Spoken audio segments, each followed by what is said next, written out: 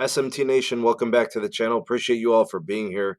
I wanted to kind of look at this article from fiercewireless.com, author Monica Alvin.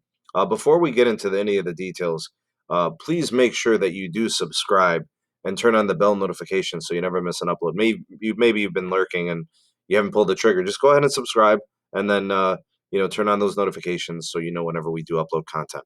All right. So with that out of the way, to get to the content. I found the article, I was reading it, some commentary from the CFO, Peter Osvaldik from T-Mobile. He gave some insight on what's been going on post T-Mobile data breach.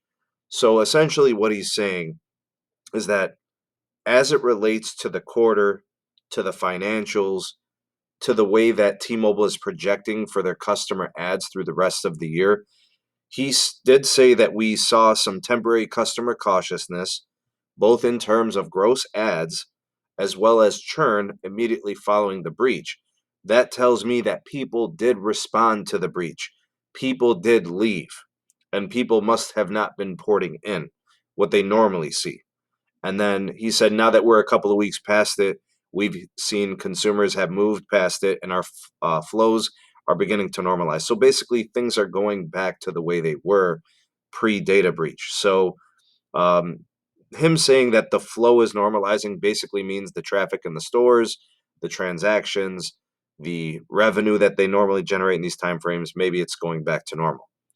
So the thing here is, how does it track the rest of the year?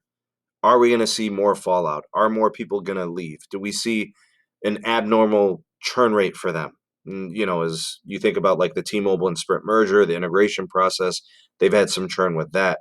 And their growth has slowed, right? There is no more Sprint to take from. And they're basically competing with only two other companies now because Dish is not really doing postpaid yet.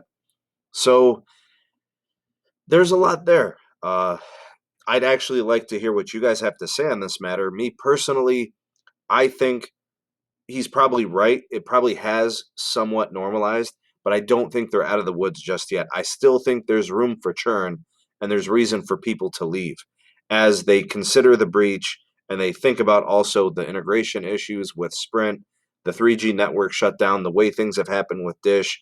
If you look at the stock, investors are also down on T-Mobile. So I don't think they're out of the woods just yet, but I do think he's probably right. Some of that probably has stabilized. People are fickle.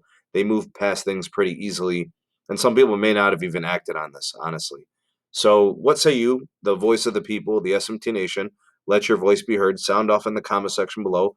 Let me know what you think of the insight from their CFO, Peter Osvaldik. Thank you for watching. If you want to help out the channel, you do so by giving this video a like and sharing to your socials. That helps out a lot. Thank you so much for that. Subscribe for more content, and that's it. We'll see you guys on the next video. Peace.